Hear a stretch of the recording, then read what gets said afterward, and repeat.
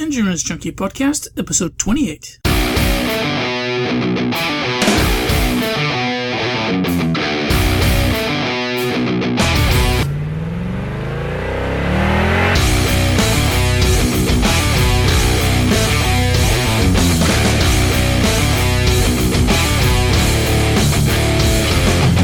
Hey Junkie, what's up? Welcome to another episode of the Endurance Junkie Podcast, the show where I will be interviewing some of the fastest, smartest, and most inspiring people active in the endurance world today.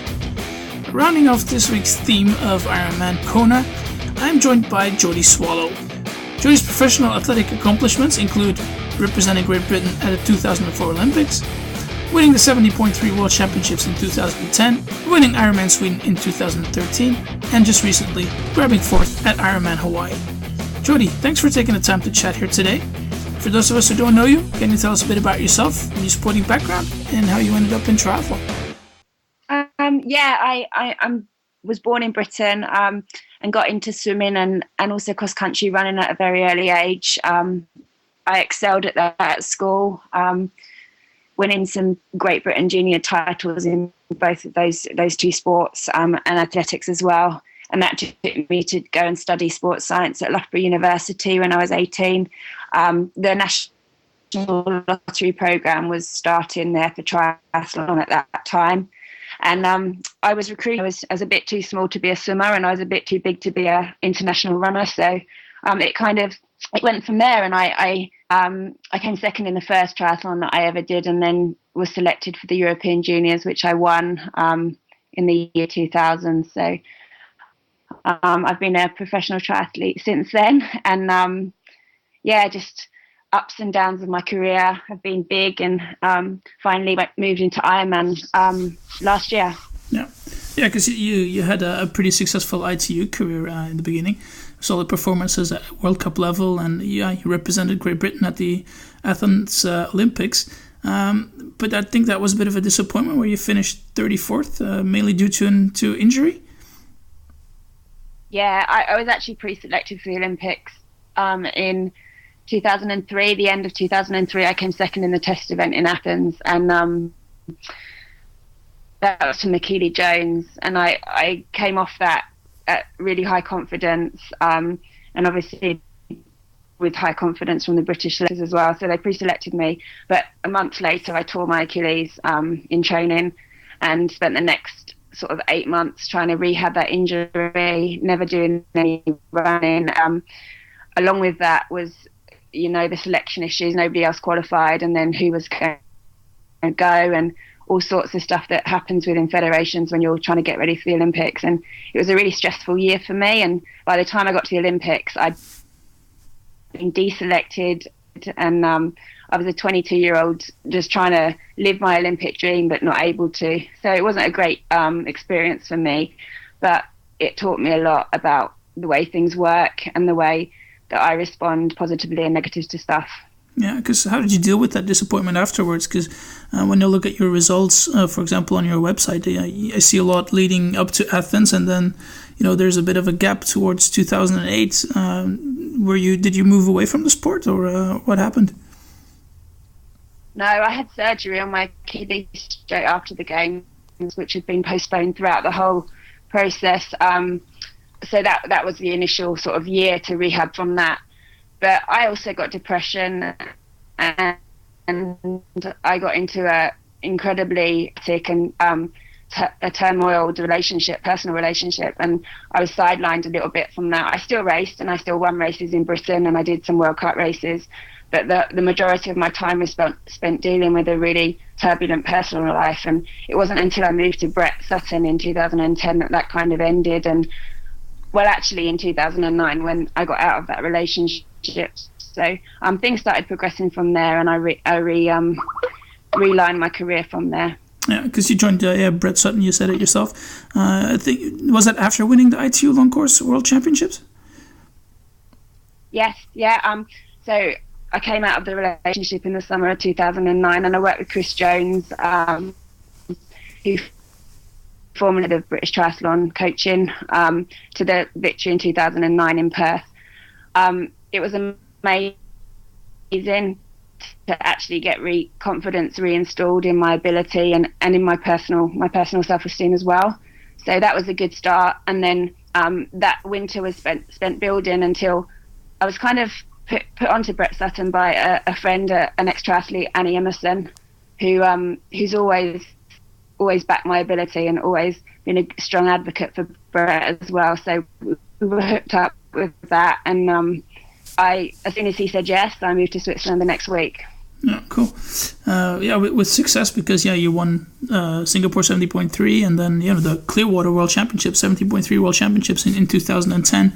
Can you tell us a bit about what it was like to train with Brett? It was a real difference to what I was expecting.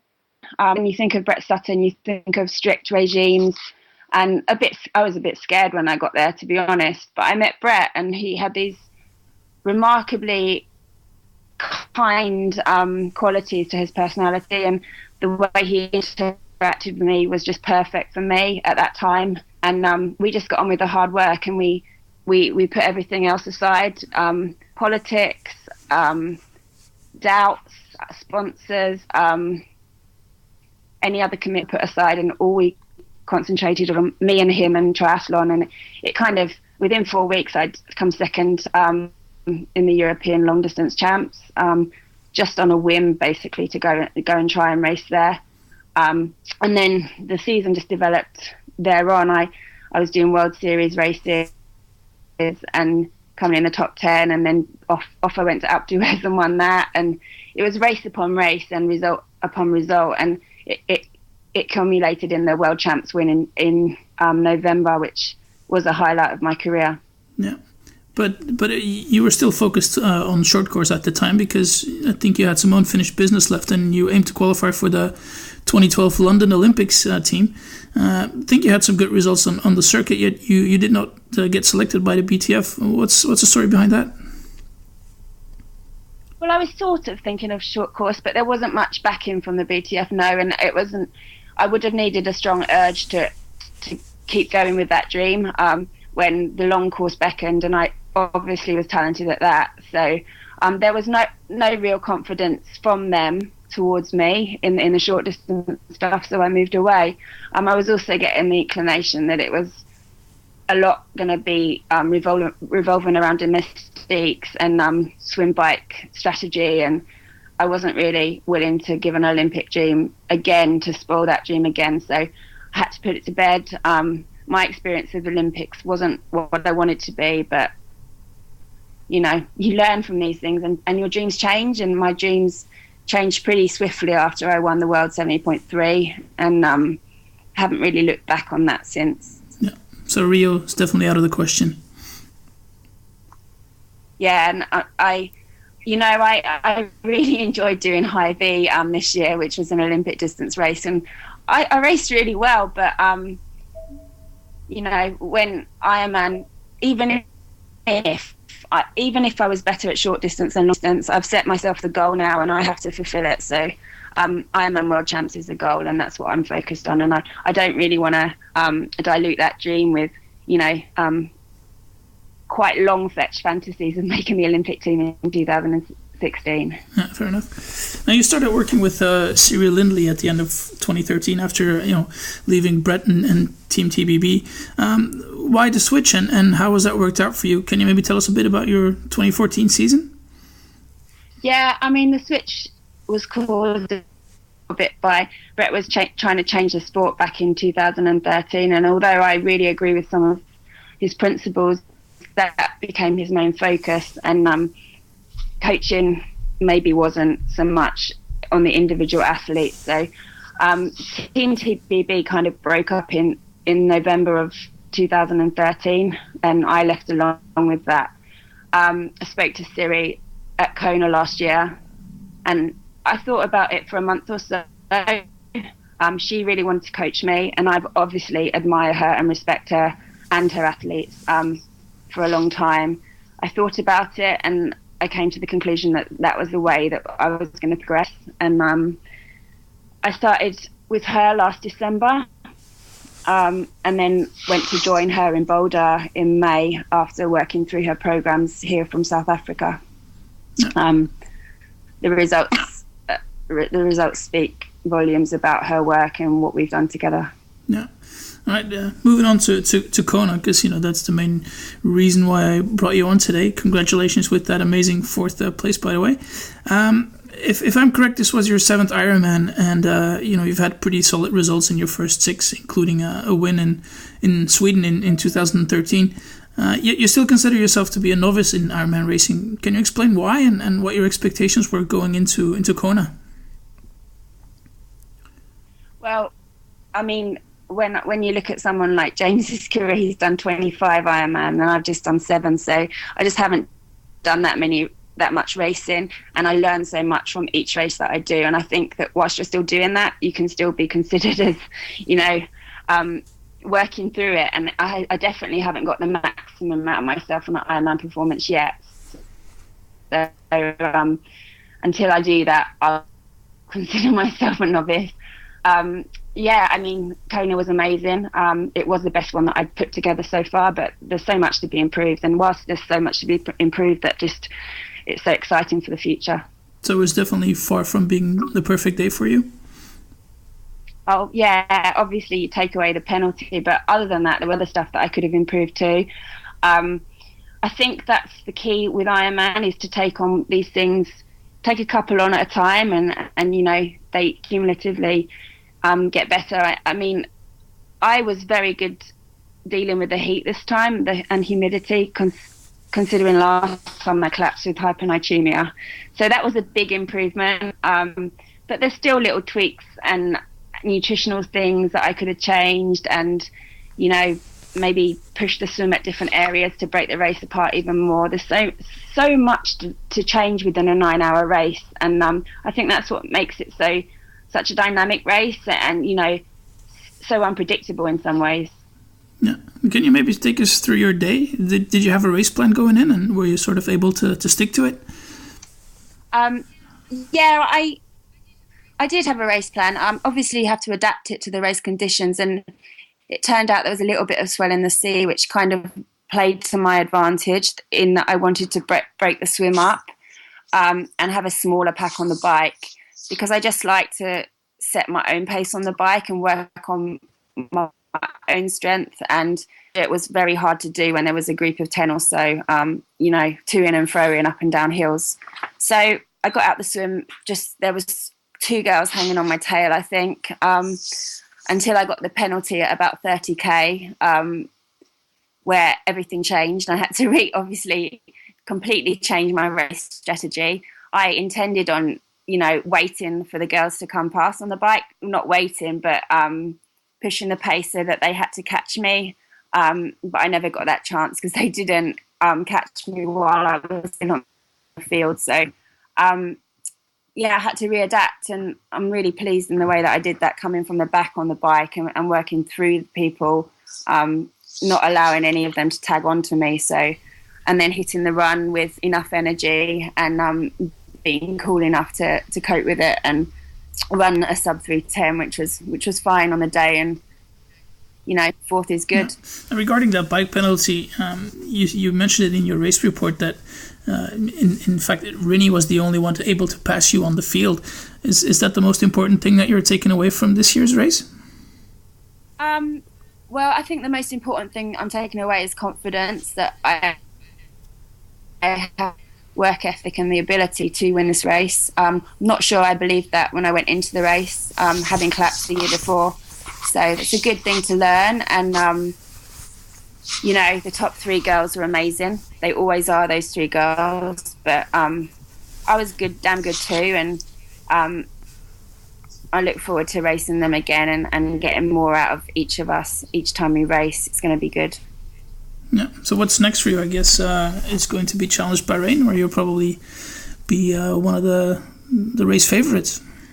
Yeah, Challenge Bahrain. I'm really looking forward to it. It's a great opportunity for our sport. We don't get often the coverage and the prize purses that maybe other big sports get. And so when this opportunity arises, it's really important for us to jump on it and be part of it. I think I probably will be one of the favourites, but I tend to, I don't look at that very much anymore because I've won races where I haven't even featured in the lineup. So as long as I stick with the training that we've been doing and keep confident, I look forward to a great day, and it will be a bonus day as well because usually Hawaii, it marks the end of the year, and this one's an add-on. So it's a win-win situation, both for Bahrain Challenge and the athletes as well.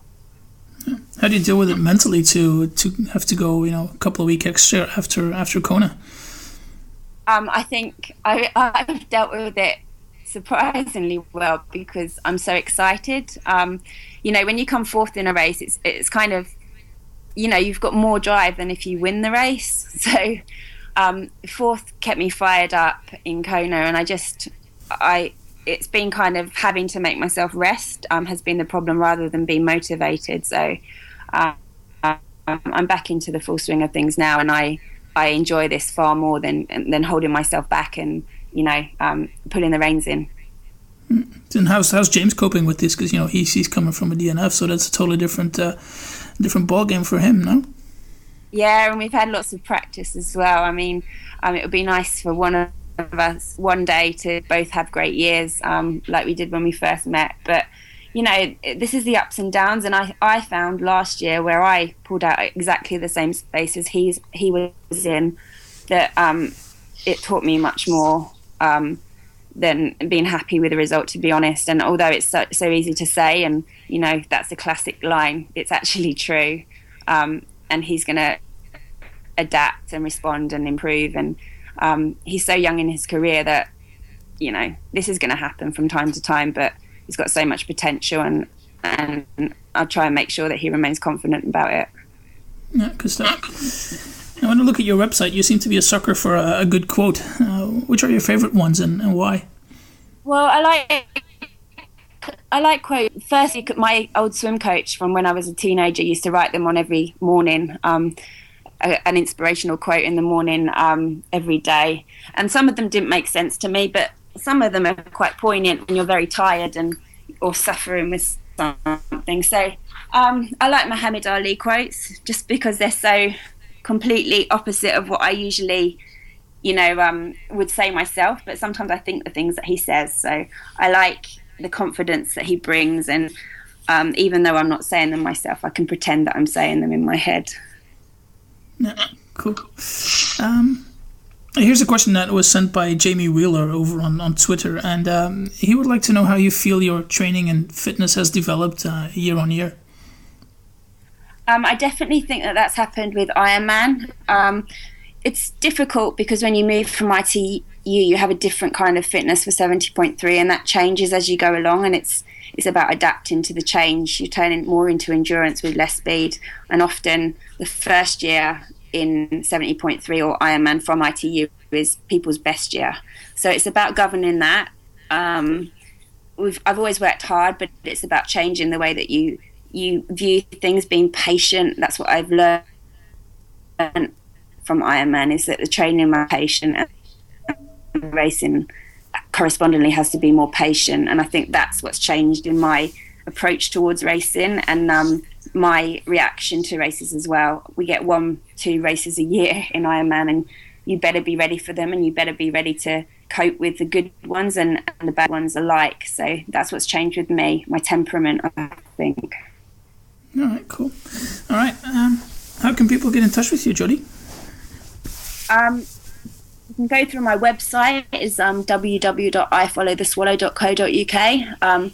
But I'm also really active on Twitter and Facebook as well. So just Jodie Swallow, simple, plain simple, and I'll usually respond within a couple of days. All right, cool. Put those links up in the show notes as usual. Feel free to give some love to your sponsors.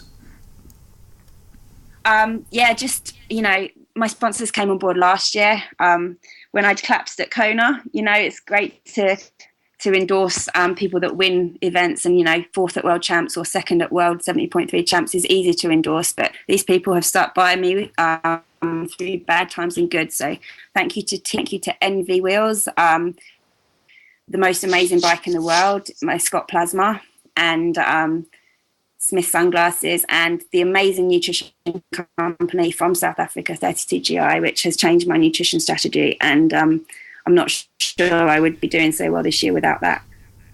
How has that changed for you, the strategy? I eat really clean now, and I concentrate on sustainable energy rather than peak energy. So the products that I use from 32GI keep your blood sugar quite stable, and that's really important for long distance events. So you've got a steady stream of energy rather than peaks and troughs. Working with 32GI and Mark there has been a real blessing for me. He understands nutrition, and we worked on my salt and calorie intake for an Ironman, and it's really made a difference for the end part of the run for me. And it showed in Kona, especially, that if you're part of the race, then it's like the fourth discipline really, and it's so important in long distance. All right, cool. Anything else you want to plug? The only thing that I would like to mention is the new initiative from Clean Protocol, which is a iris deception test to do with drugs testing in sport. I took it in Kona. I got a clean certificate for clean sport. It aims on proving clean athletes clean rather than testing if athletes are dirty, and I quite like that initiative and the different approach to drugs testing. And I think in combination with the two, with WADA and this Clean Protocol, we might actually stand a chance in keeping triathlon nice and clean. All right, good stuff. All right, thanks for your time, Jodie. Wishing you all the best in your preparations for Bahrain, and talk to you soon. Bye, thank you.